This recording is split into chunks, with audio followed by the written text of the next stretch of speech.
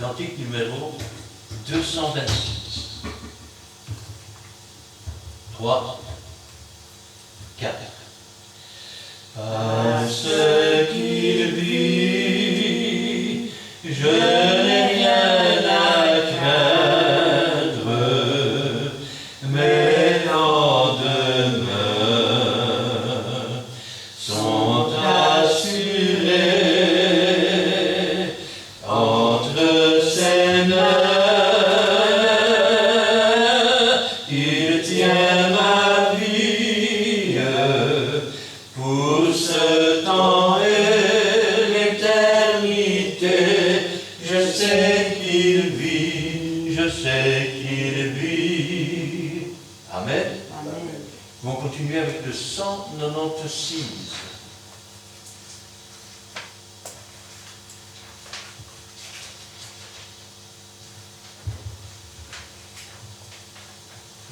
Trois, 4. Ne crains point toi seulement, ne crains pas toi seulement, toutes choses sont possibles à celui qui croit. Regarde à ton Sauveur, il est toujours vainqueur. Toutes choses sont possibles à celui qui croit. Amen. Amen. Et le 158.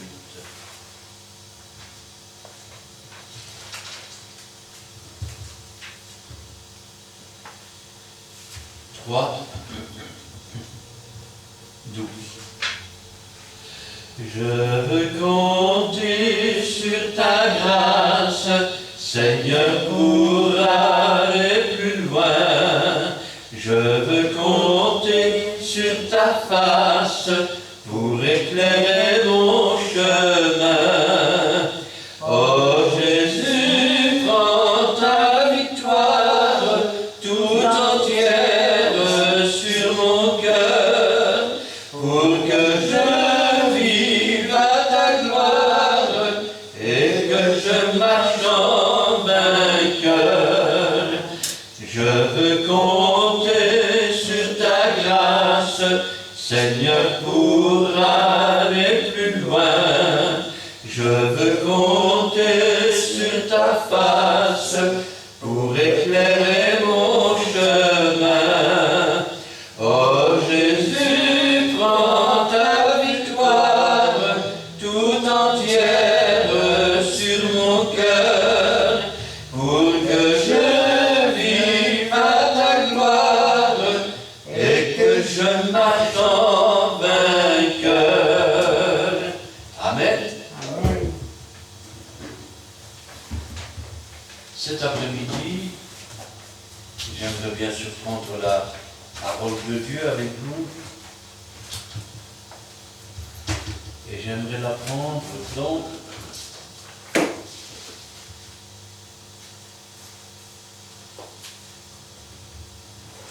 l'Épître aux Romains, chapitre 11, versets 1 à 15. Et pendant que vous cherchez votre passage, j'aimerais vous présenter quelqu'un que vous n'avez pas encore vu. C'est un ami et pasteur. Je dois dire que je l'apprécie, parce qu'il sait ce qu'il dit, et j'aimerais qu'il vienne se présenter lui-même.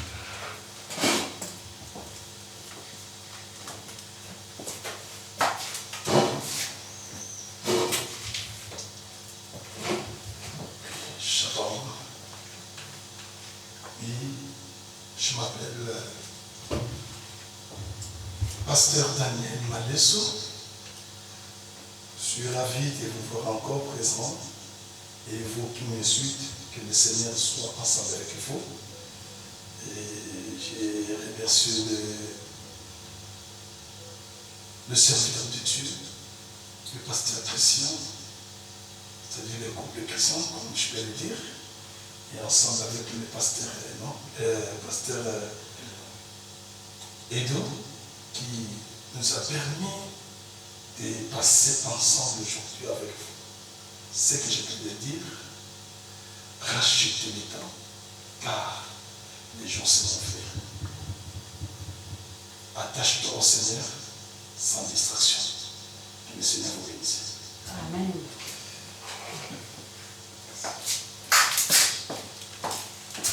Je disais donc l'Épître aux Romains, chapitre 11 et les 15 premiers versets. Je vais demander à Edouard de remettre la parole du Seigneur entre ses mains et Gina nous fera la lecture. Éternel Dieu Tout-Puissant, nous te bénissons encore à ce moment que nous pouvons manger, éternel Dieu. Tu as dit l'homme ne vivra pas seulement du pain, mais de la parole du sort du serviteur éternel. L'instrument n'a pas de valeur si toi tu ne le classes pas, éternel Dieu. Nous voulons pas être comme Moïse avait pas la langue facile, mais toi tu as dit, je mettrai ma parole si ta bouche. Seigneur, nous voulons que nous soyons des saints testaments. Et toi, tu sonnes la trompette du Seigneur à travers l'instrument que tu as choisi. Nous aussi, Père Seigneur, nous voulons que tu nous donnes les oreilles spirituelles, Seigneur, pour comprendre ainsi dit l'Éternel. La sagesse spirituelle, l'intelligence pour discerner, éternel Dieu, les derniers temps que nous sommes. Gloire au Père, au Fils et au Saint-Esprit. Amen. Nous lisons la parole de Dieu dans le livre aux Romains, chapitre 11, versets 1 à 15. Je dis donc, Dieu a-t-il rejeté son peuple? Loin de là, car moi aussi je suis israélite, de la postérité d'Abraham, de la tribu de Benjamin. Dieu n'a pas rejeté son peuple, qu'il a connu d'avance. Ne savez-vous pas ce que l'Écriture rapporte d'Élie? Comment il adresse à Dieu cette plainte contre Israël. Seigneur, ils ont tué tes prophètes, ils ont renversé tes autels. Je suis resté moi-même seul et ils cherchent à m'ôter la vie. Mais quelle réponse Dieu lui fait-il? Je me suis réservé 7000 hommes qui n'ont point fléchi le genou devant Baal. De même, aussi dans le temps présent, il y a un reste selon l'élection de la grâce. Or, si c'est par grâce, ce n'est plus par les œuvres. Autrement, la grâce n'est plus une œuvre. Et si c'est par les œuvres, ce n'est plus une grâce. Autrement, l'œuvre n'est plus une œuvre. Quoi donc? Ce qu'Israël cherche, il ne l'a pas obtenu, mais l'élection l'a obtenu, tandis que les autres ont été endurcis, selon qu'il est écrit. Dieu leur a donné un esprit d'assoupissement, des yeux pour ne point voir, et des oreilles pour ne point entendre jusqu'à ce jour. Que leur table soit pour eux un piège, un filet, une occasion de chute et une rétribution. Que leurs yeux soient obscurcis pour ne point voir, et tiens leur dos continuellement courbé. Je dis donc, est-ce que pour tomber qu'ils ont bronché? Loin de là, mais par leur chute, le salut est devenu accessible aux païens afin qu'ils fussent excités à la jalousie. Or, si leur chute a été la richesse du monde et leur amoindrissement, la richesse des païens, combien plus en sera-t-il ainsi quand ils seront convertis? Je vous le dis, à vous païens, en tant qu'apôtre des païens, je glorifie mon ministère, afin, s'il est possible, d'exciter la jalousie de ceux de ma race et d'en sauver quelques-uns. Car, si leur rejet a été la réconciliation du monde, que sera leur réintégration, sinon une vie d'entre les morts? Amen. Amen.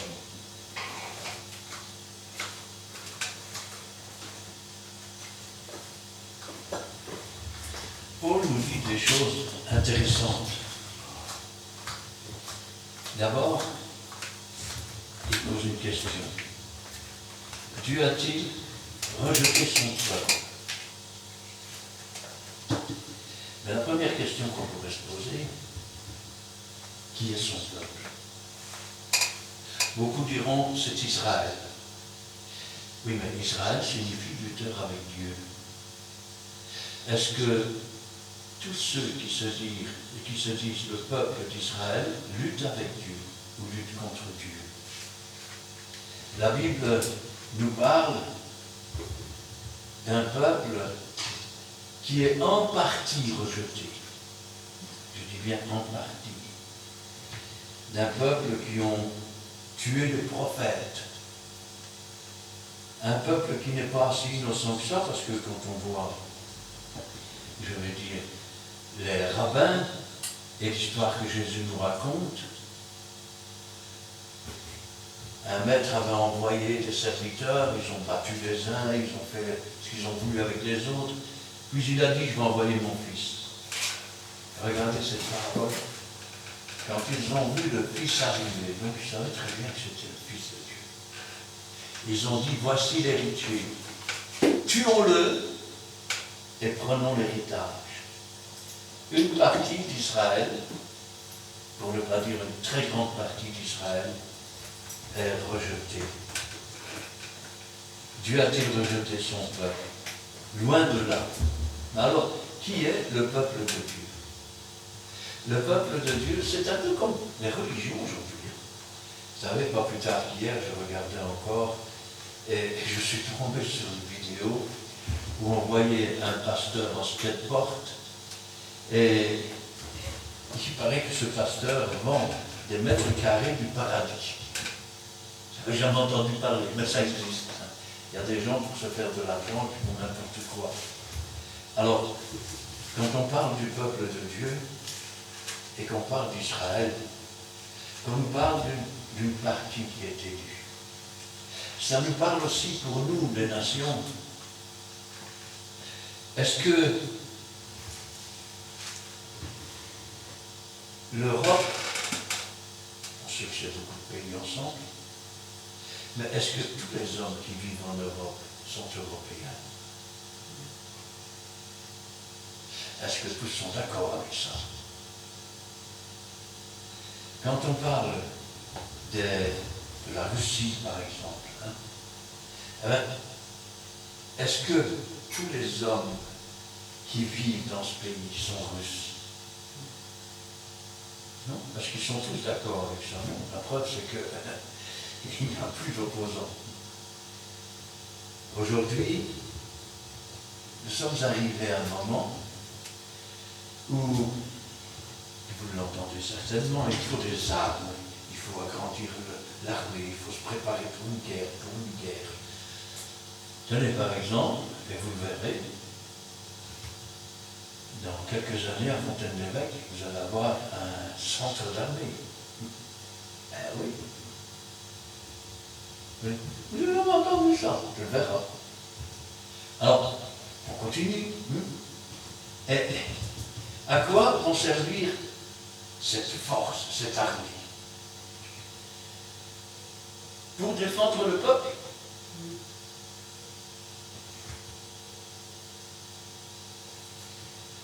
La Russie a une très forte armée. Il n'y a plus d'opposants, ils sont en prison, ils sont dans le goulag, ils sont empoisonnés. La Corée du Nord a une puissante armée. Eh bien là, ils sont dans des prisons les pires du monde. Je peux même dire que quand, par exemple, dans les pays asiatiques, vous avez un enfant qui fait une bêtise et qui vole, c'est 3 générations qui vont en prison. C'est les parents, les grands-parents, ou c'est les enfants, les parents, toujours 3 générations. Et tout le monde est mis en prison. Si maintenant vous prenez les pays arabes, est-ce que tous se considèrent comme arabes? Est-ce que tous sont d'accord avec la politique? Vous remarquez que l'Iran est un pays qui a beaucoup d'armes. Où sont les opposants? Ils sont morts. Alors, qu'est-ce qu'on nous prépare? On nous prépare une dictature. Aujourd'hui, Si vous voyez toutes les guerres qu'il y a, d'ailleurs on parle de plus en plus de Troisième Guerre mondiale, on parle de bombes atomiques, on parle des pays qui vont être bombardés en premier, comme si c'était déjà une chose faite, une chose acquise. Pourquoi mettons la peur dans les populations? Pour qu'elles se plient à la volonté. Et qu'ainsi les armées deviennent très puissantes et que le peuple maintenant, il va commencer à se taire.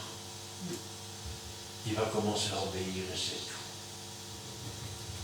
Tout ce que vous voyez aujourd'hui, tous ces bombardements, toutes ces guerres, eh bien, c'est l'œuvre et l'esprit de l'Antéchrist, qui déjà commence la destruction.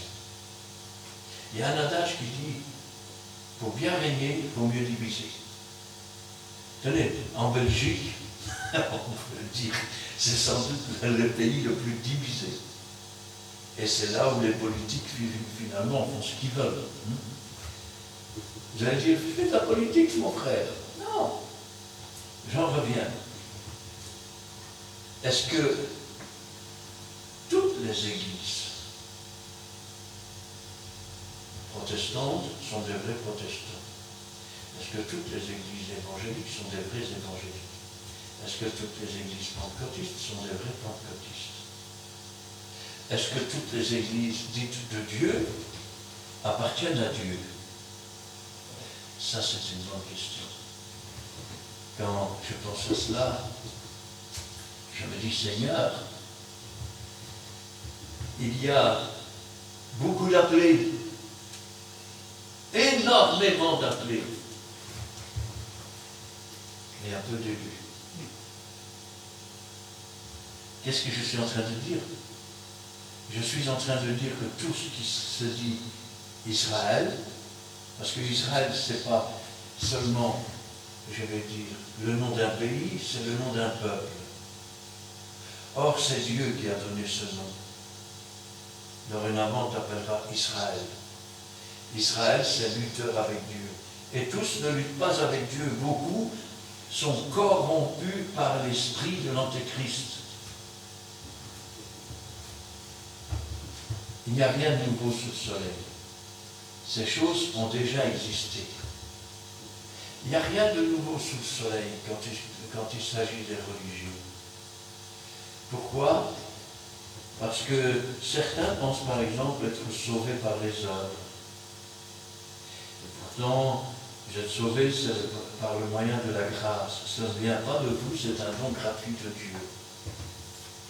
Il est impossible aux hommes de se sauver, mais tout est possible à Dieu. Loin de là, et Paul nous dit, moi aussi je suis israélite, de la postérité d'Abraham, de la tribu de Benjamin.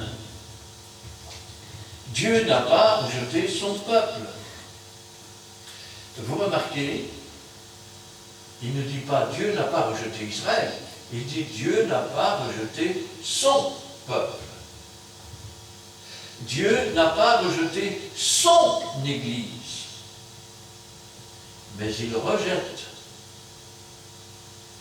tous ceux qui aujourd'hui ne marchent ni selon la parole de Dieu, ni selon l'Esprit.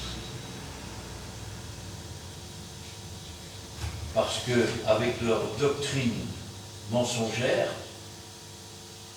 ils scandalisent les véritables enfants de Dieu. Or, si quelqu'un scandalisait l'un de ses plus petits, il vaudrait mieux pour lui mettre une meule autour du cou et le jeter dans la mer. C'est pas moi qui le dis, c'est Jésus. Quand je pense à cela, je dis Seigneur, tous ces gens qui se rassemblent le dimanche, certains s'agenouillent devant des postures, d'autres inventent des choses qui n'existent même pas dans la Bible, d'autres les ont retirées parce que ces choses les concernaient, ça les dérangeait, ça ne pouvait plus leur donner une bonne conscience. Il faut donc retirer ce texte, ne plus en parler, l'effacer, Et comme ça, tout ira très bien. Car moi aussi, je suis israélite de la postérité d'Abraham, de la tribu de Benjamin. Quelle est la différence? Paul a été un aveugle. Paul a été un homme religieux. Il a été élevé au pied de Gamaliel. Il appartenait à la secte des pharisiens qui est la plus rude. Mais ça ne l'a pas empêché, une fois qu'il a rencontré Jésus, de dire toutes ces choses, je les regarde comme de la boue. Pourtant, il connaissait les textes. À l'époque, le Nouveau Testament n'était pas écrit, mais il connaissait tous les textes du rouleau du livre.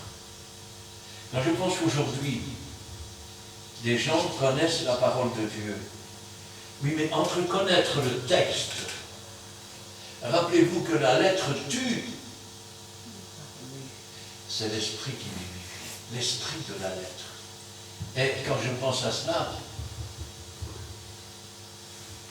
tous les Israéliens connaissaient la Torah, c'est-à-dire les rouleaux du livre. Lui aussi connaissait les rouleaux du livre, mais il n'en connaissait pas l'esprit. Ce n'est qu'après avoir rencontré Jésus, ce n'est qu'après avoir été aveugle qu'il a pu retrouver la vue.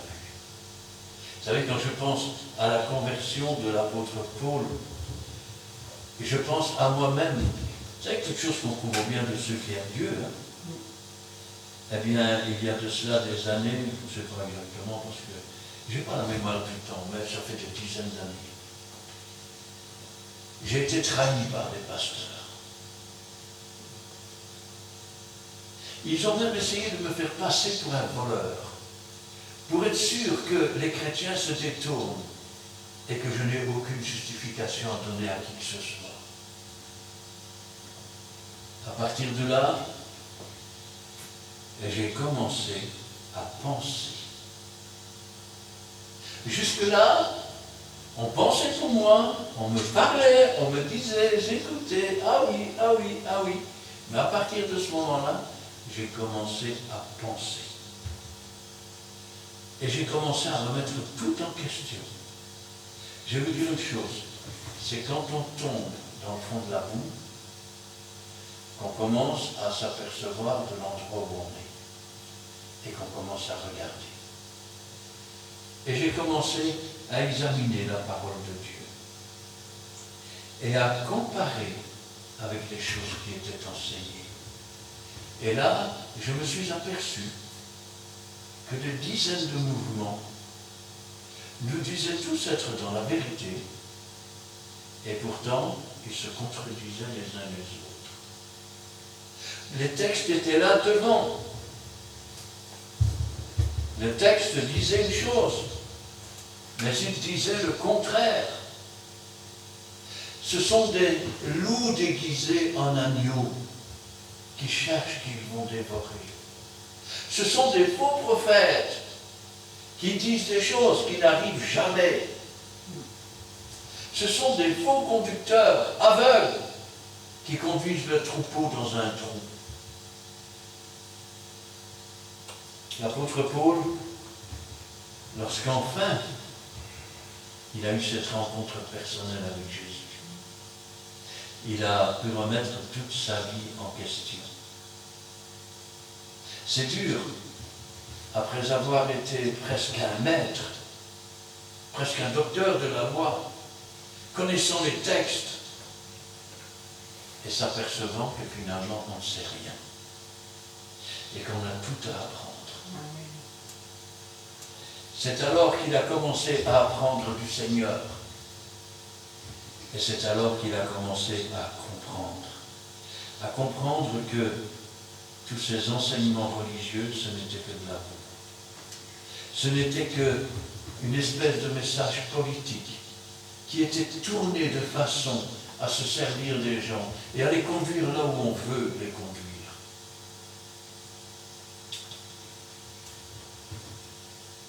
Car moi aussi je suis israélite de la postérité d'Abraham, de la tribu de Benjamin. Dieu n'a pas rejeté son peuple qu'il a connu d'avance. Qu'il a connu d'avance. Dieu est un Dieu, quand vous parlez à Dieu, vous parlez à je suis. C'est pas j'étais, je serai, je suis. Quelle que soit l'époque, quel que soit le moment, c'est je suis. Il a dit à Moïse, tu leur diras je suis. Et quand il a parlé à Moïse, il lui a dit, je suis le Dieu d'Abraham, je suis le Dieu d'Isaac, je suis le Dieu de Jacob. Abraham, Isaac, Jacob étaient morts depuis longtemps, mais Dieu n'est pas le Dieu des morts, il est le Dieu des vivants. Et quand je pense à cela, j'ai dit, Seigneur, Dieu n'a pas rejeté ceux qu'il a connus d'avance. Parce qu'avant même la fondation du monde, il a écrit les noms de tous ceux qui lui appartiennent dans un livre. Ce livre s'appelle le livre de vie. Et vous me direz, mais comment il a fait? Il a voyagé dans tous les futurs. Et il a examiné chacun des futurs possibles pour pouvoir sauver le maximum. De cette façon, tous ceux qui ne sont pas inscrits n'ont aucune excuse parce que c'est leur propre volonté. Et vous me direz, mais comment faire alors quand vous en avez un qui est sauvé dans un futur mais qui n'est pas dans l'autre? Dieu a trouvé la solution. Quand un enfant naît et qu'il n'est pas inscrit dans ce futur-ci, mais qu'il était inscrit dans un autre futur, Dieu le reprend tant qu'il est dans son innocence. Combien de fois on m'a dit, mais pourquoi Dieu laisse mourir les petits-enfants? Il ne les laisse pas mourir. Ils ne vont pas dans les limbes où, soi-disant, ils sont séparés de la face de Dieu si on ne les a pas baptisés bébés. Jésus a dit, laissez venir à moi les petits-enfants. Amen. Car le royaume des cieux leur appartient. Et si vous ne devenez pas comme un petit enfant, vous n'entrerez pas dans le royaume des cieux. Ainsi donc, Dieu connaissant toutes choses, a inscrit dans un livre avant la fondation du monde, sachant que son œuvre est parfaite et qu'il est impossible de faire mieux. Vous direz, moi, mais attendez, il y a de la famine, il y a ceci, il y a cela. Si tu existais, il ne laisserait pas faire ça. Alors, laissez-moi vous dire une chose.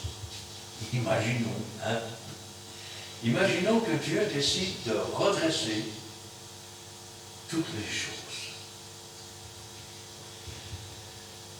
Alors, toi, tu as assassiné, donc Dieu te fait disparaître. Toi, tu as été violent, donc Dieu te fait disparaître. Toi, tu as menti, Dieu te fait disparaître. Toi, tu as volé, Dieu te fait disparaître. Toi, tu t'es mis en colère, donc Dieu te fait disparaître. Toi, tu as fait ci, toi, tu... Alors, laissez-moi vous dire une chose. 24 heures plus tard, il n'y a plus que Dieu. Parce que tous ont péché. Or, Dieu ne veut pas que son peuple se perde. Dieu veut qu'il parvienne à la connaissance de sa parole. Car le but de Dieu est de sauver, pas de tuer. Le but du diable, de l'antéchrist, de l'esprit de l'antéchrist qui agit déjà, c'est de détruire l'humanité. Et beaucoup, vous savez, j'ai lu il n'y a pas longtemps, cette fois c'est la fin du monde. Quand la première bombe atomique sera tirée, les autres tireront, il n'y aura plus de terre, il n'y aura plus rien. Laissez-moi vous dire que ces faux prophètes, vous pouvez les remballer. Parce qu'il y aura d'abord les temps difficiles, il y aura toutes les nations qui se dresseront contre Israël, il y aura les 2 témoins mis à mort, et il y aura la conversion d'une partie d'Israël. Ne savez-vous pas ce que l'Écriture rapporte d'Élie? Qu'est-ce qu'il a fait là-dedans, lui, Élie? Il a vécu des siècles avant même l'Épître aux Romains. Comment il adresse à Dieu cette plainte contre Israël. Seigneur, ils ont tué tes prophètes, ils ont renversé tes autels. Je suis resté moi seul et ils cherchent à m'ôter la vie. Pourquoi parles-tu d'Élie? C'est pour situer une époque. Quelle était cette époque? À cette époque, vous aviez Jézabel. Et le peuple d'Israël s'était tourné vers les prophètes de Baal et d'Astarté. Élie, lui, continuait à servir Dieu, et il a vu comment Jézabel faisait mourir les prophètes de Dieu. À un moment donné, il était découragé, il pensait même qu'il était resté tout seul pour servir Dieu. Mais c'est alors que Dieu lui dit non. Il y a un reste. Ce reste, c'est ce que nous pouvons appeler l'élection. Ceux qui ont été inscrits dans le livre, ceux qui ont été élus, parce que quel que soit le futur, ils sont sauvés. Ils ne se sont détournés ni à gauche ni à droite. Ils n'ont pas commis d'adultère. Seigneur, ils ont tué tes prophètes, ils ont renversé tes autels. Je suis resté moi seul. Ils cherchent à m'ôter la vie. Seigneur, l'esprit de Jézabel est revenu. Voilà la période. C'est quoi Jézabel? C'est une femme qui se prend pour un prêtre. C'est une femme qui prêche l'évangile. Qu'est-ce que la Bible nous dit? Je ne permets pas à la femme d'enseigner ni de prendre l'autorité sur l'homme. Je ne permets pas à la femme d'enseigner ni de prendre autorité sur l'homme. La femme a été créée à cause de l'homme, et pas l'inverse. Elle est une aide semblable. Qu'est-ce qu'une aide semblable? Alors je l'ai déjà dit. Une femme se peint d'être inférieure, puisque Dieu a créé l'homme, la femme, et leur a donné le nom d'homme. Aussi bien l'un qu'à l'autre. Homme féminin, homme masculin. C'est Adam qui avait pris l'habitude de donner des noms aux animaux selon l'ordre qu'il avait reçu de Dieu, qui a dit en voyant Ève venir, voici donc celle qui est os de mes os, chair de ma chair. On l'appellera femme. Alors, la femme, c'est l'aide semblable. C'est la moitié. C'est celle qui comble la solitude de l'homme. C'est celle qui, je vais dire, fait de l'homme un être complet. La femme, c'est celle qui soigne son mari. Mais la femme, c'est aussi celle qui est aimée et choyée. Aimez vos femmes comme Christ a aimé l'Église et il a donné sa vie pour l'Église. Cependant, vous pouvez regarder, Dieu n'a pas envoyé une femme, il a envoyé son Fils. Dieu n'a pas nommé des prêtres femmes. Dans toute l'ancienne alliance, vous pouvez regarder, ce sont des hommes. C'est le ministère et c'est la tâche des hommes. Dieu n'a pas envoyé des apôtresses ou des pastoresses. Il a envoyé ses apôtres, des hommes. À chacun son travail. Et parce que Jézabel est apparue dans les églises, ce n'est plus avec l'Esprit de Dieu que ces églises sont dirigées, mais c'est avec un esprit de séduction. Un esprit de séduction.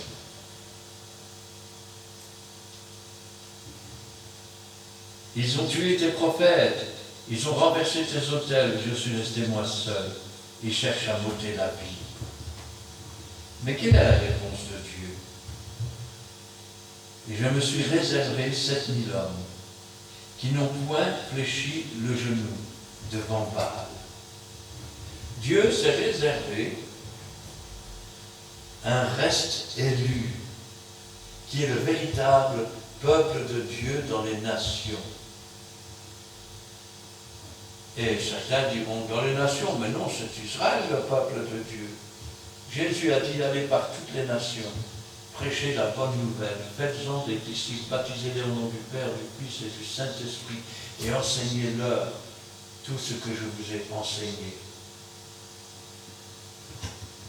Il y a donc un reste élu. À quoi va ressembler le reste qui n'est pas élu? Ils porteront la marque du diable sur leurs mains et sur leur front. Ils seront comme des dictateurs dans leurs œuvres manuelles, comme dans leurs pensées. Et que deviendront le reste d'Israël, ceux qui ne sont pas à Dieu?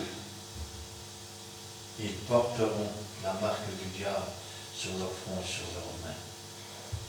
Quant aux autres, le reste d'Israël, alors, petite parenthèse, Dieu n'a jamais dit qu'il sauverait 144 000 témoins de Jéhovah. Je ne sais pas où ils ont été chercher ça. Un jour, il y a quelqu'un qui est venu devant ma porte, qui m'a dit, vous savez que les temps sont sur la fin. J'ai dit oui. Il y aura que 144 000 de sauvés, vous savez ça? J'ai dit oui. C'est ce que vous dites. Vous êtes combien de témoins de Jéhovah? Oh, on est 2 300 000. J'ai dit, t'es sûr que tu vas être sauvé? Ah oui, il va être sauvé. Non, il n'y a que 144 000 places. Une doctrine qui n'apporte aucun espoir, rien. Quand on parle du reste d'Israël, on parle de 12 000 de chaque tribu d'Israël. Racine carrée, carré de 12 000, 144 000. Nous avons ici, dans l'Apocalypse chapitre 7, on nous en parle. Ne faites point, nous sommes au verset 3 à 8, ne faites point de mal à la terre, ni à la mer, ni aux arbres, jusqu'à ce que nous ayons marqué du sceau le front des serviteurs de notre Dieu. Et j'entendis le nombre de ceux qui avaient été marqués du sceau. 144 000 de toutes les tribus d'Israël. Je ne vais pas marquer témoin de Jéhovah. De la tribu de Juda, 12 000 marqués du sceau. De la tribu de Ruben, 12 000. De la tribu de Gad, 12 000. De la tribu d'Azer, 12 000. De la tribu de Nephtali, 12 000. De la tribu de Manassé, 12 000. De la tribu de Siméon, 12 000. De la tribu de Lévi, 12 000. De la tribu d'Isaacar, 12 000. De la tribu de Zamoulon, 12 000. De la tribu de Joseph, 12 000. De la tribu de Benjamin, 12 000, marqués du sceau. Nous retrouvons la même chose.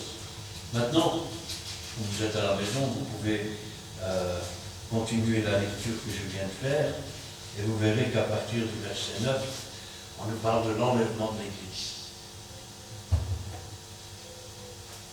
Là, nous sommes dans Apocalypse, chapitre 14, écoutez bien. Je regardais, voici l'agneau se tenait sur la montagne de Sion, et avec lui 144 000 personnes qui avaient son nom et le nom de son Père écrit sur leur front. Et j'entendis du ciel une voix comme un bruit de grosses eaux, comme le bruit d'un grand tonnerre. Et la voix que j'entendis était comme celle de joueurs de harpe, jouant de leurs harpes.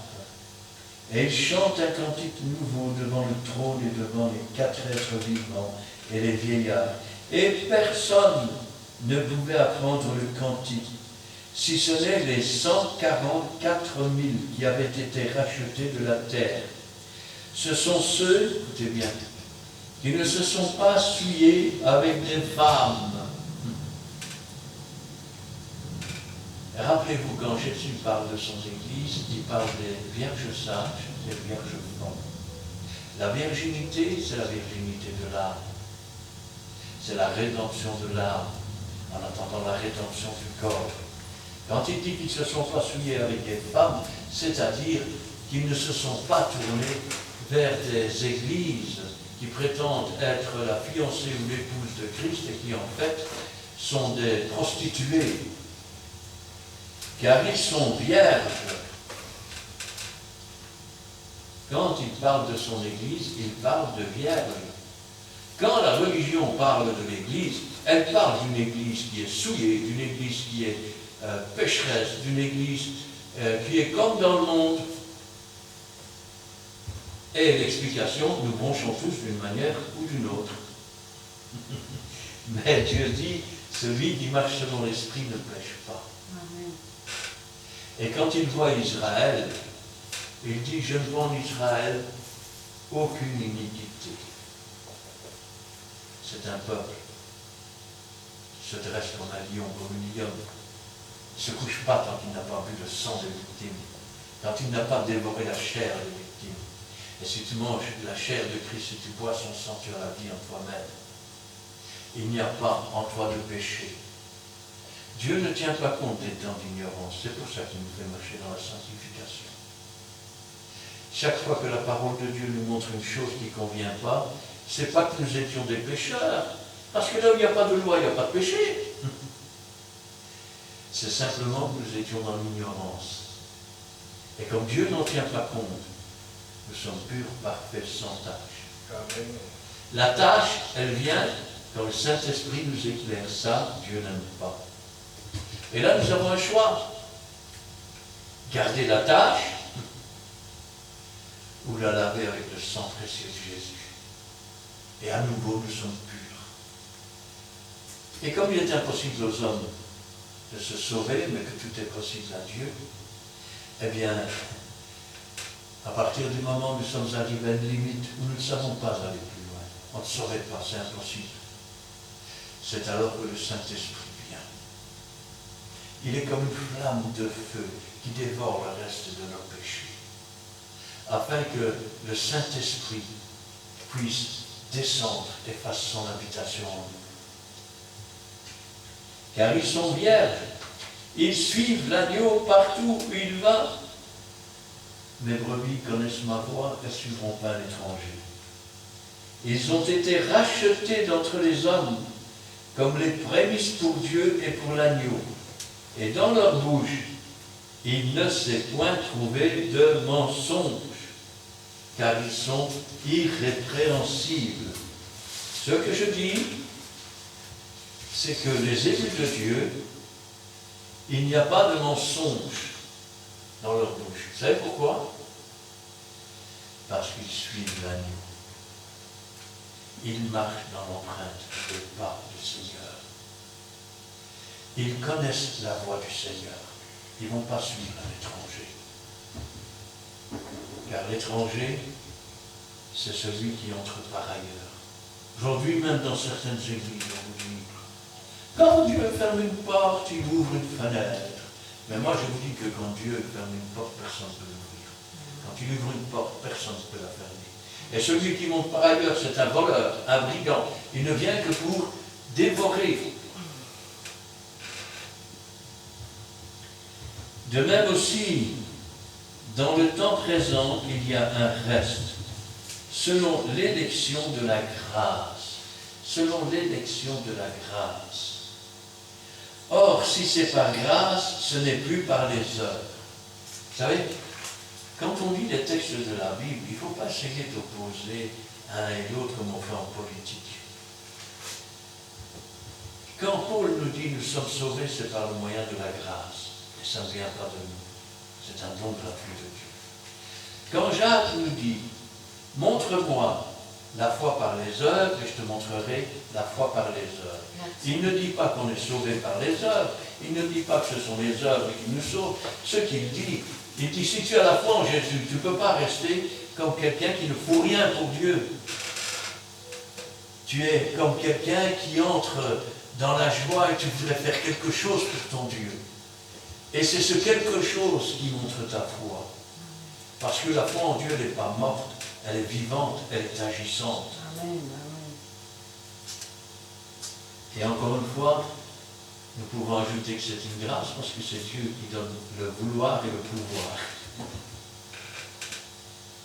Et si c'est par les œuvres, ce n'est plus une grâce. Autrement, l'œuvre n'est plus une œuvre. Quoi donc? Ce qu'Israël cherche, il ne l'a pas obtenu. Et j'ajoute, quoi donc? Ce que cherchent ces religions, ils ne l'ont pas obtenu.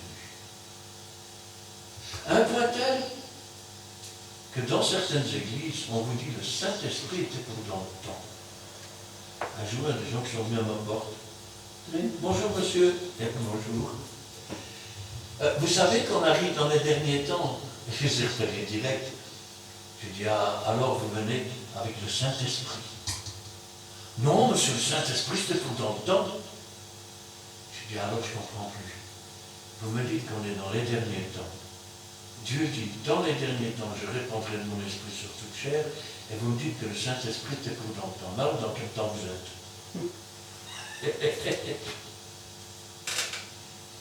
Vous savez, un jour, parce que dans beaucoup d'églises, on n'étudie même pas la parole de Dieu. Et ce qu'on enseigne, c'est toujours la même chose, les mêmes refrains.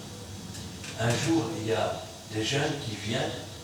Si ça avait été les plus vieux, je les aurais remballés parce qu'ils n'auraient de toute façon rien écouté.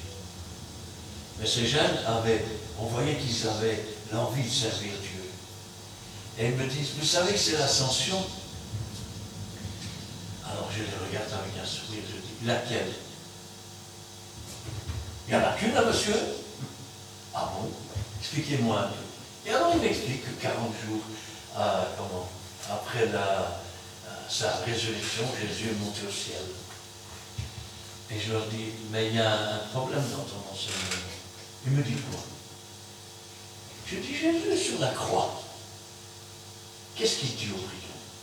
Ce soir. Aujourd'hui même, tu seras avec moi dans le paradis.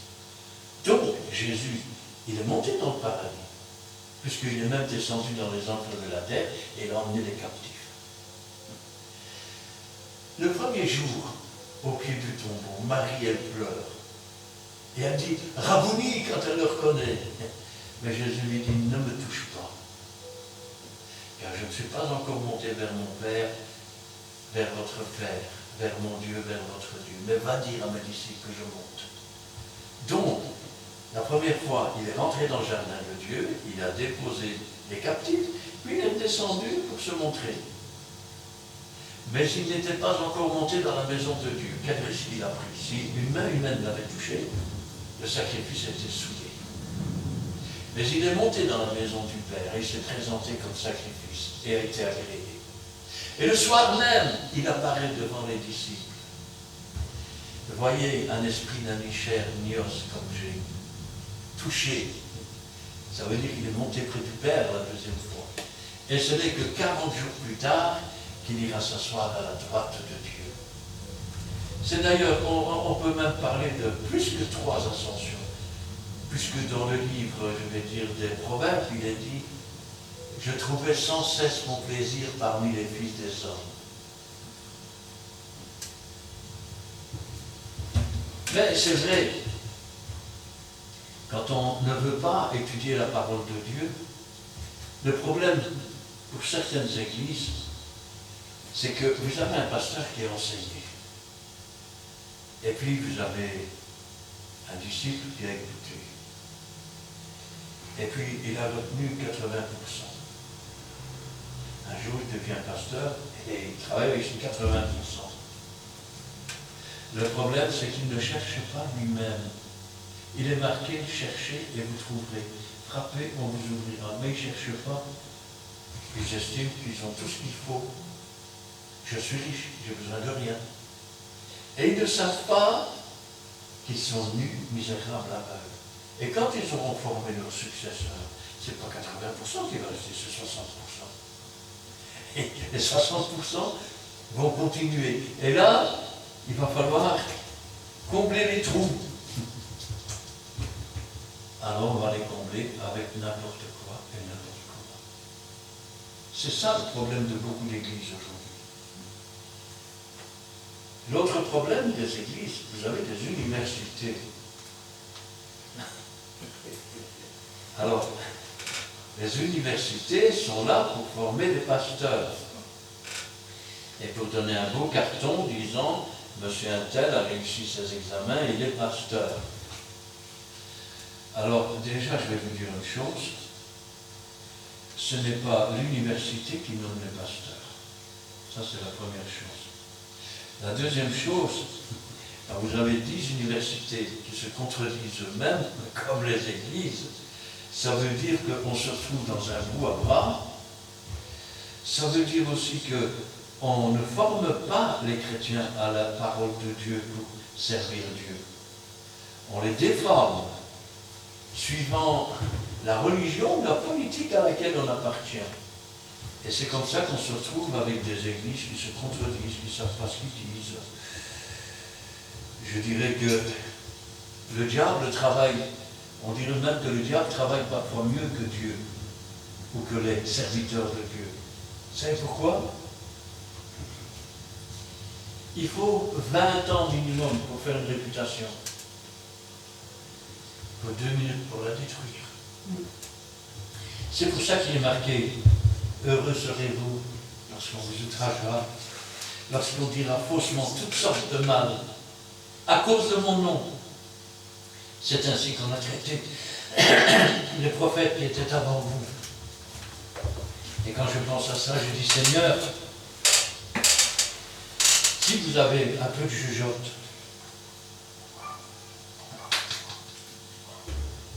vous pouvez vaincre. » Parce que rappelez-vous que dans le livre de l'Apocalypse, quand il parle aux églises, il parle de ce qui ne va pas dans les églises. Mais après, il y a de la promesse pour ceux qui ont vaincu. Jésus lui-même disait, si votre justice ne surpasse pas celle des scribes et des pharisiens, vous n'entrerez pas. À celui qui vaincra, je donnerai. À toi de montrer si tu es un vainqueur, si tu passes au-dessus de la religion, ou si tu as peur qu'on se moque de toi. Or, si c'est par grâce, ce n'est plus une œuvre, autrement la grâce n'est plus une grâce. Et si c'est par les œuvres, ce n'est plus une grâce, autrement l'œuvre n'est plus une œuvre. Quoi donc? Ce qu'Israël cherche, ils n'ont pas obtenu. Ce que les gens qui se disent chrétiens cherchent ne l'ont pas obtenu. Mais l'élection l'a obtenu. Il y a des appelés, ils ne l'obtiennent pas. Et puis tu as des élus. Les élus, c'est ceux qui entrent par la porte étroite. Comment peut-on rentrer par cette porte étroite? Alors, je vais te dire une chose. La première chose à faire, c'est de laisser tomber ton bagage.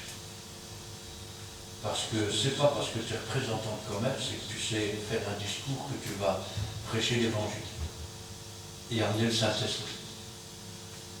Ce n'est pas parce que tu as fait des hautes études et que tu connais tous les écrivains que tu vas pouvoir, je vais dire, prêcher l'évangile et amener le Saint-Esprit.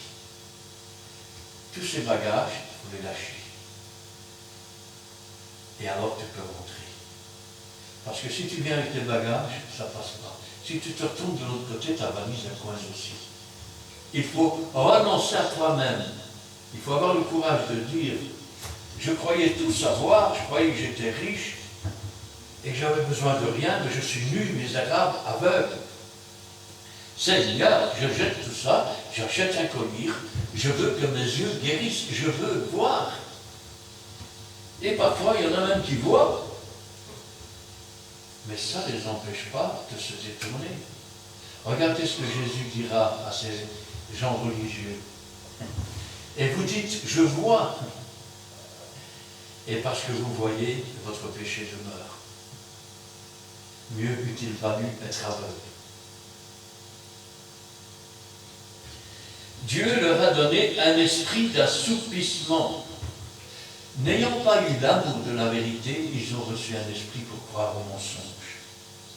Des yeux pour ne point voir et des oreilles pour ne point entendre. Je vais dire autrement, ils ont des yeux, mais c'est des aveugles spirituels. Ils sont incapables de voir les voies de Dieu, l'œuvre de Dieu, et quelle direction part le Seigneur. Ils ont des oreilles. Les textes et les lettres entrent bien. Mais l'esprit, je vais dire, de la lettre, la signification de la lettre, elle ne veut rien dire. Ça veut dire qu'ils ont des yeux, ils ne voient rien, ils ont des oreilles, ils n'entendent point. Jusqu'à ce jour. Jusqu'à ce jour. Et je parle d'aujourd'hui maintenant. Et je parle de demain. Et je parle d'après-demain.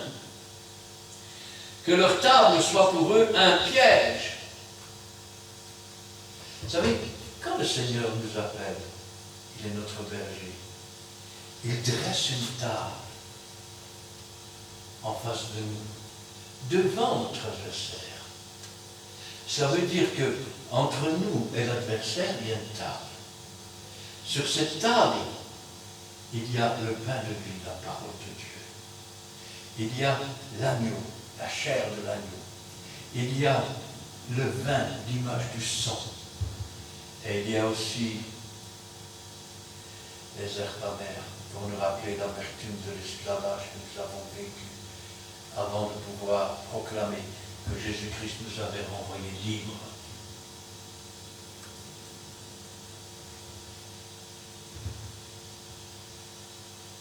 Petit instant. Ah, il était là. Que leur table soit pour eux un piège, un filet, une occasion de chute et une rétribution. Je vais le dire autrement. Ils mangent, ils essayent du moins de manger à la table du Seigneur, à la table des démons. On ne peut pas servir deux maîtres à la fois. On ne peut pas servir Dieu et Mammon. Je vais dire autrement, on ne peut pas servir Dieu et le diable et l'amour de l'argent qui est la racine de tous les maux. On ne peut pas, je vais dire, servir Dieu et adorer l'idole.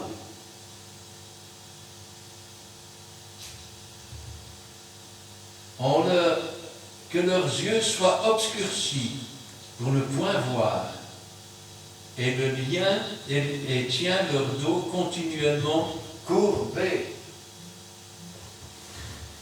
Courbé. Ça, autrement dit, ils sont tellement entrés dans la désobéissance, dans la boue, dans le péché, dans des choses que Dieu n'a pas dites, et enlevé des choses que Dieu avait dites, que maintenant, leurs plus belles œuvres ne servent à rien, c'est un linge souillé. Leur prière s'arrête au plafond, elle ne va pas plus loin. Le Saint-Esprit ne peut pas prendre de ce qui est au Père et le rapporter. C'est le diable qui vient leur apporter le poison.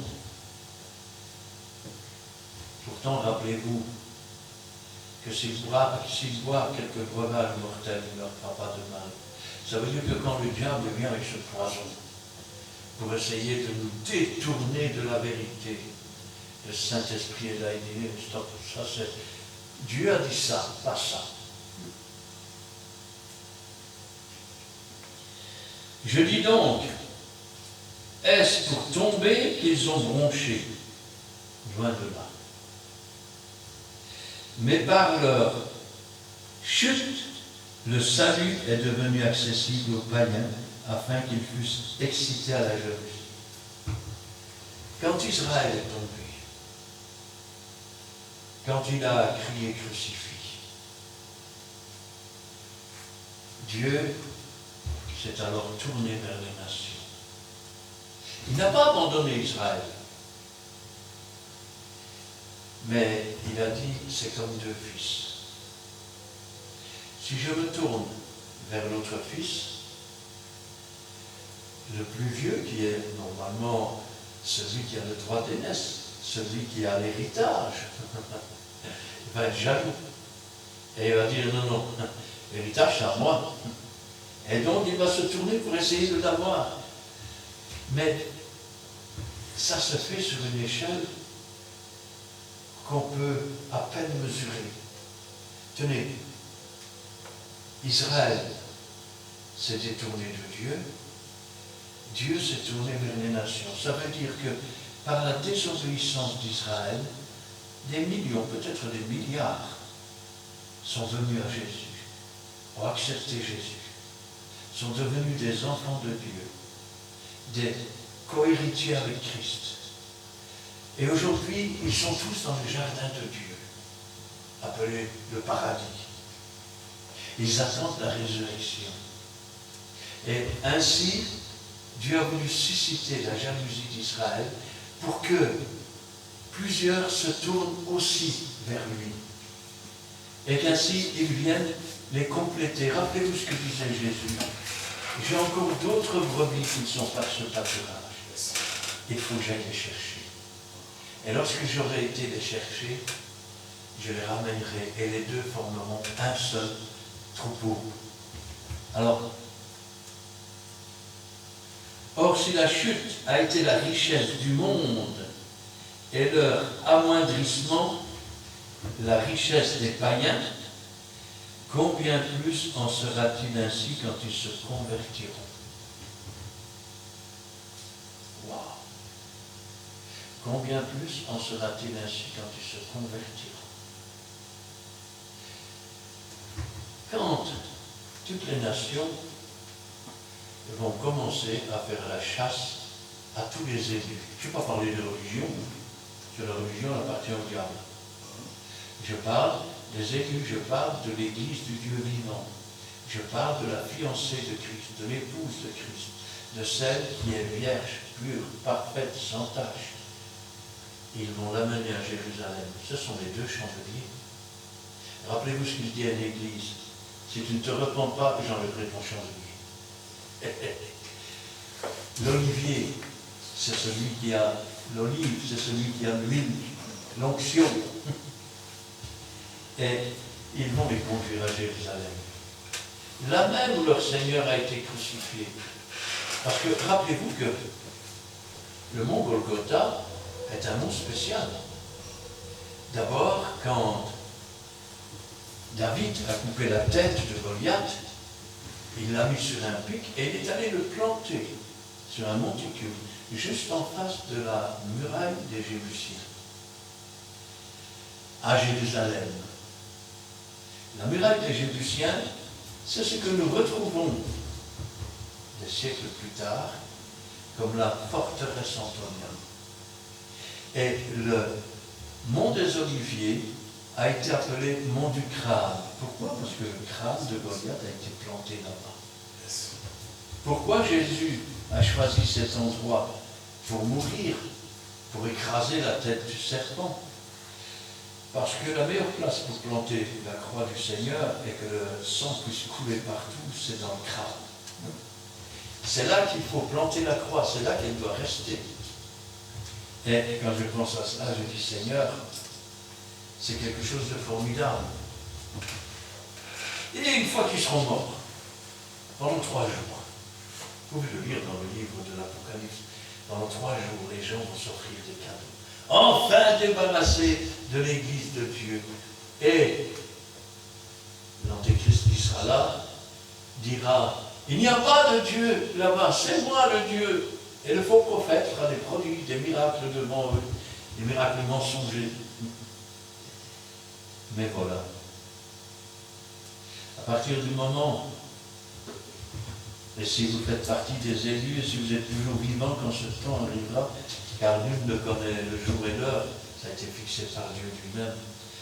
Si ce jour-là, vous êtes devant le mont du Calvaire, et qu'on s'apprête à vous égorger, à relever la tête parce que votre délivrance est là. 3 jours plus tard, la voix de l'archange se fera entendre, le signal donné par Dieu. Les morts en Christ ressusciteront premièrement. Et les 2 témoins se tiendront debout sur leurs pieds. Et c'est là la conversion du reste d'Israël, des 12 000 de chaque tribu.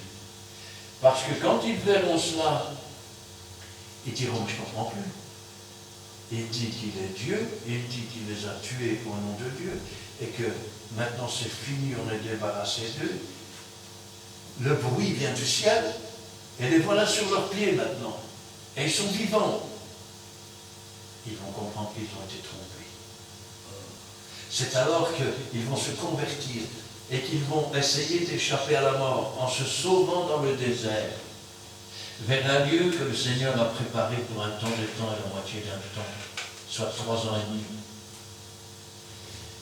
C'est alors aussi que le diable va essayer de les faire suivre par un flot de gens humains. Mais comme autrefois la terre va s'ouvrir et ils vont descendre vivants dans le séjour des morts, et la terre se refermera. Seuls les 12 000 de chaque tribu, marqués du sceau de Dieu, iront dans cet endroit et partiront le moment venu quand le Seigneur leur en donnera l'ordre vers la montagne. Et celle-ci s'ouvrira. Vous savez pourquoi? Parce que le mont des Oliviers va s'ouvrir et ils passeront dans la vallée. Et là, Jésus va établir son règne. Mais avant, ce que je n'ai pas dit, c'est que quand les 2 témoins vont être enlevés, quand l'Église va partir à la rencontre du Seigneur et qu'Israël va partir dans le désert, c'est là que auront lieu les noces de l'agneau. C'est là aussi que se tiendra un homme qui n'a pas revêtu son habit de noces. L'habit de noces, c'est l'habit de fin lin blanc éclatant qui est les œuvres des saints. Le maître de la maison entrera et dira, « Qu'est-ce que tu fais là sans habit de noces ?» Celui qui nous accuse jour et nuit devant le Seigneur aura la bouche fermée. Et le maître dira à ses serviteurs, « Liez-lui les mains et les pieds, jetez-le dehors. » C'est alors que le diable et le tiers des anges tomberont sur la terre.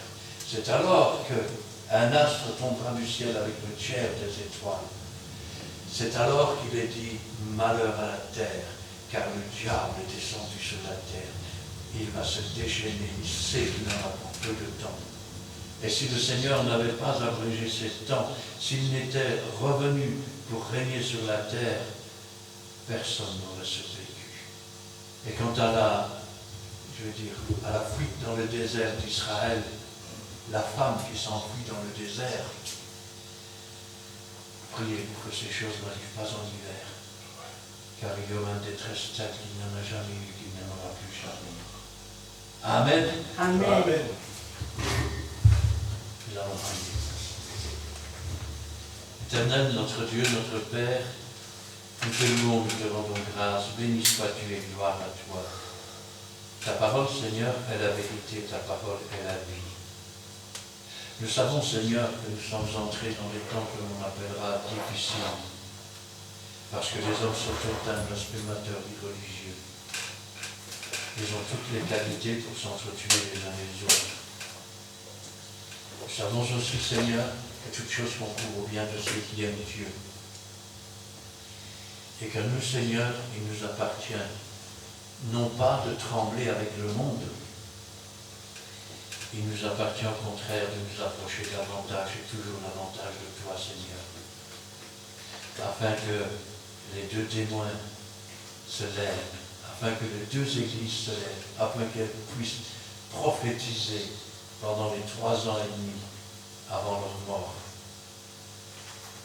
Et qu'ainsi, Seigneur, le moment venu, tes enfants puissent être sauvés par toi.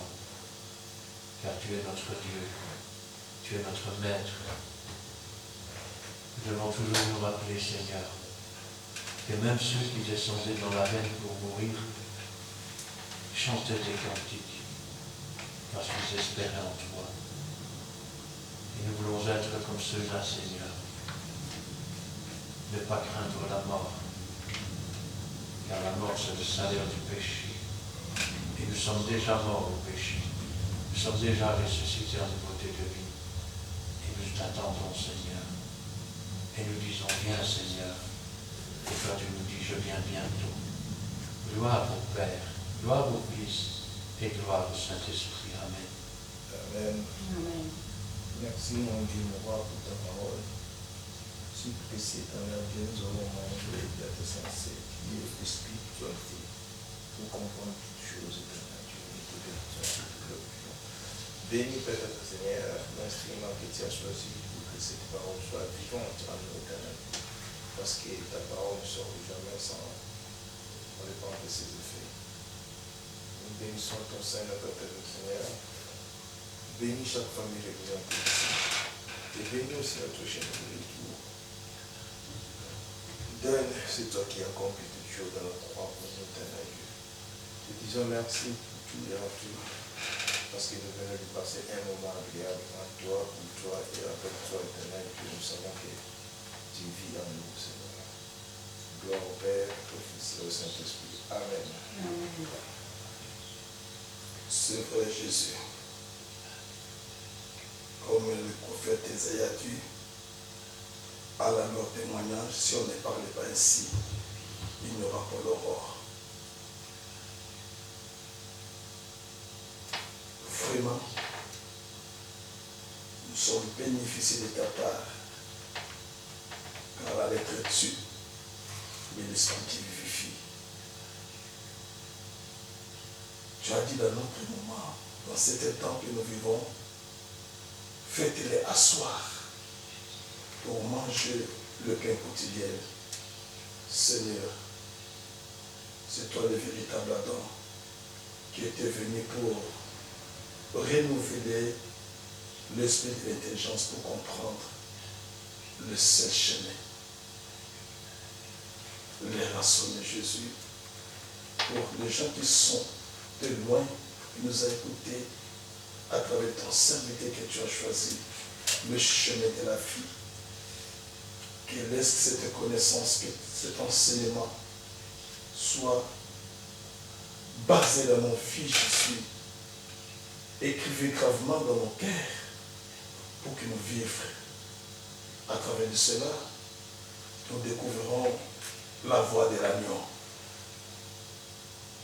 Seigneur, nous sommes finiment reconnaissants auprès de toi parce que je connaissais les temps que nous vivons.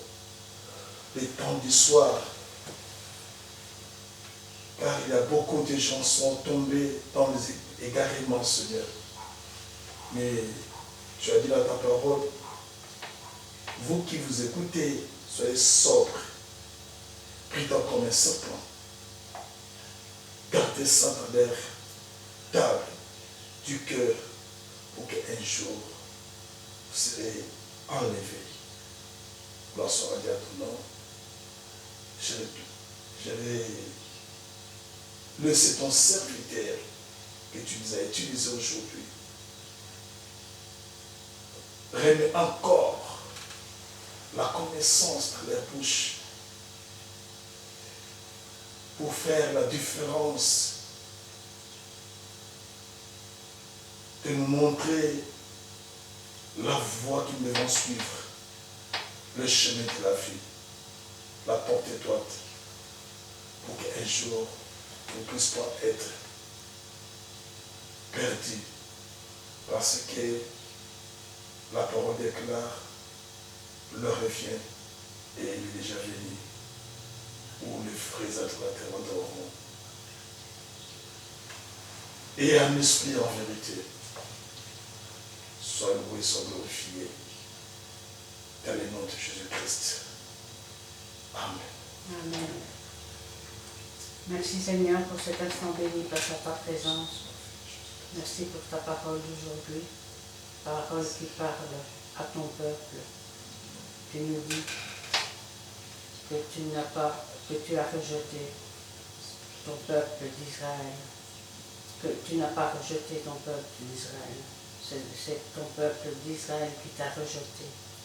Et c'est la vérité, tu le dis dans ta parole, Seigneur. Donne-nous de ne pas être celui qui te rejette, mais au contraire, celui qui t'accepte comme sauveur et maître, car c'est toi qui nous as sauvés dans le sang de l'agneau.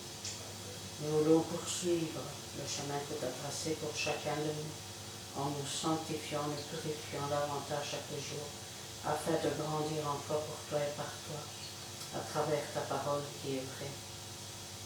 Nous voulons, Seigneur, marcher de mieux en mieux et faire ta volonté dans les petites choses comme dans les grandes choses, dans toutes les circonstances de la vie qui se présentent à nous, afin de mériter cette place que tu nous prépares dans ton ciel de gloire, cette vie éternelle, mon Dieu. Car nous t'aimons de tout notre cœur, comme toi-même tu nous as aimés le premier. Agis, Seigneur, favorablement et puissamment pour ton peuple, Seigneur. Interviens pour chaque famille représentée ici, pour tes serviteurs présents. Interviens pour tous ceux qui sont dans les ténèbres, mon Dieu. Car combien sont encore dans les ténèbres? Toi, tu le sais, Seigneur. Que la lumière et la puissance de ton Saint-Esprit les éclairent et les conduisent dans toute la vérité. Agis avant ton retour, mon Dieu. C'est un appel que nous te faisons, Seigneur. Et merci, Seigneur, pour tout ce que tu feras. Que ton nom soit sanctifié dans les siècles des siècles. Amen. Amen. Eh bien, nous terminerons avec le cantique numéro 224. C'est un cantique qui date de 1912, qui a été écrit par une dame, Madame Charlotte Maurice.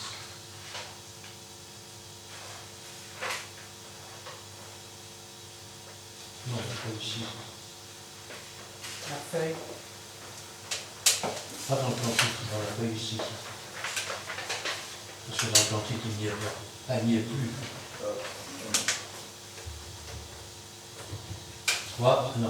6, 24. Du ciel bientôt Jésus va revenir, si c'était aujourd'hui, tour à Dieu nous le verrons venir, si c'était aujourd'hui, alors tous les saints à sa vue, ses enfants sûrs de sa venue, iront avec lui sur la nue, si c'était aujourd'hui. Gloire, gloire, Jésus revient bientôt. Gloire, gloire, tous nous l'acclamerons. Gloire, gloire, et nous l'adorerons. Gloire, gloire, Jésus revient bientôt. Dans ce beau ciel, le mal ne sera plus, si c'était aujourd'hui. Plus de douleur le regard de Jésus, si c'était aujourd'hui. Notre âme après ce jour soupire, mais déjà la nuit se retire. Le grand matin va bientôt luire, si c'était aujourd'hui. Gloire, gloire, Jésus revient bientôt. Gloire, gloire, nous le contemplerons. Gloire, gloire, et nous l'adorerons.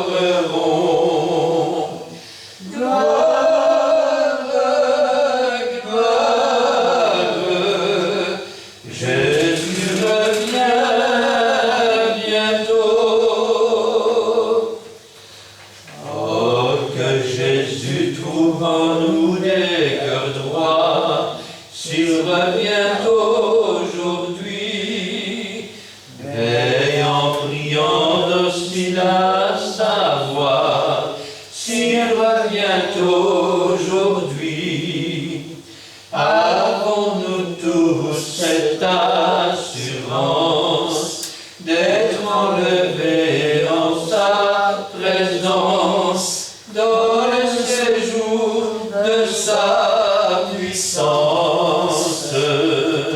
S'il revient aujourd'hui, gloire, gloire, Jésus revient bientôt. Gloire, gloire, nous le contemplerons. Gloire, gloire, et nous l'adorerons. Gloire, gloire, Jésus revient bientôt. Amen. Amen. Que l'Éternel te bénisse et qu'il te garde. Que l'Éternel fasse luire sa face sur toi et qu'il t'accorde sa grâce. Que l'Éternel tourne sa face vers toi et qu'il te donne la paix. Amen Amen. et Amen.